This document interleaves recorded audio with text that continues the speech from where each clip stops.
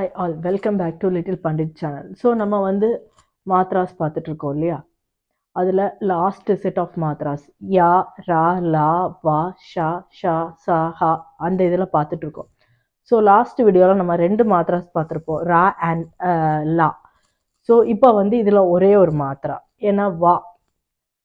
So வா, வா, we, we, வு, வு, விரு, வே, வை, வோ, வௌ, வம், வஹ். இதுதான். ஸோ நான் முதல்ல இருந்து சொல்லிட்டு இருக்கேன், ஸ்வராட்சர் எப்படி, வெஞ்சன் எப்படி. ஸ்வரோட அந்த சவுண்ட் லெட்டர் தான் நம்ம வெஞ்சன்லாம் மாத்ராஸாக யூஸ் பண்ணணும்னு நான் சொல்லிட்டு இருக்கேன். ஸோ நம்ம அதை தான் ஃபாலோ பண்ணிட்டு இருக்கோம் மாத்ராஸ். இப்போ யோசிக்கலாம், அடுத்த செட் ஆஃப் மாத்ரா ஏன் எழுதலைன்னு. ஸோ இந்த ஒரு வீடியோவில் நான் என்ன பண்ண போறேன்னா, அடுத்த செட்டு ஷா, யா, ரா, லா, வா, ஷா அந்த மாத்ராவை வந்து நான் கீழே இங்கிலீஷ் ப்ரொனவுன்சியேஷன் இல்லாமல் உங்களுக்கு ஒரு தடவை எழுதி காட்ட போகிறேன். ஏன்னா நம்ம எல்லாத்துக்குமே இங்கிலீஷ் ப்ரொனவுன்சியேஷன் எழுதியிருக்கோம் இல்லையா?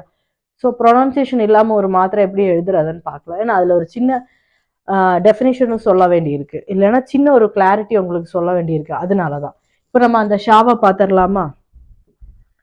ஷா, இது இப்படி தான் நம்ம அந்த ஷா எழுதுவோம் இல்லையா?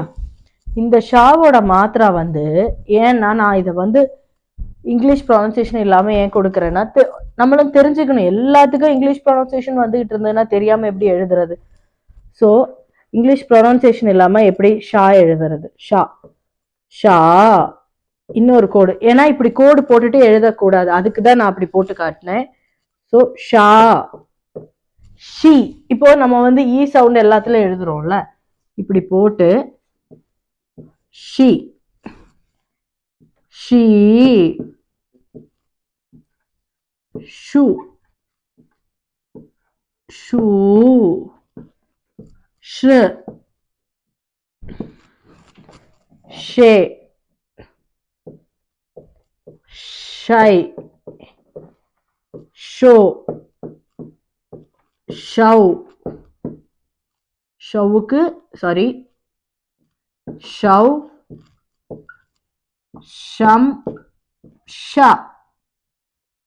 பாத்தீங்களா? ஸோ மாத்திரை இல்லாம எழுதுன, அந்த ப்ரொனவுன்சியேஷன் இல்லாம எழுதுனா இப்படிதான்.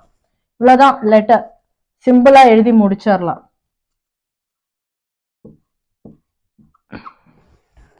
ஸோ இன்னொரு தடவை சொல்றேன், ஷா, ஷா, she.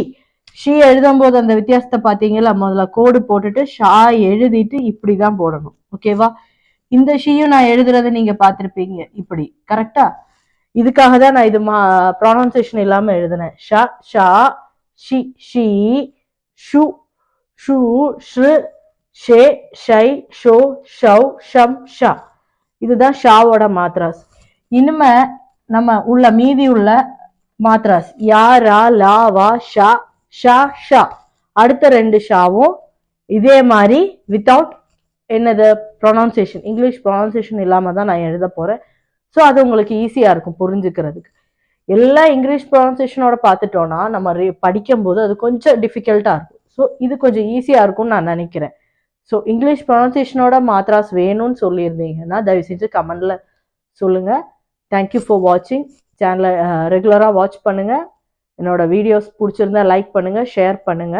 Once again thank you for வாட்சிங்.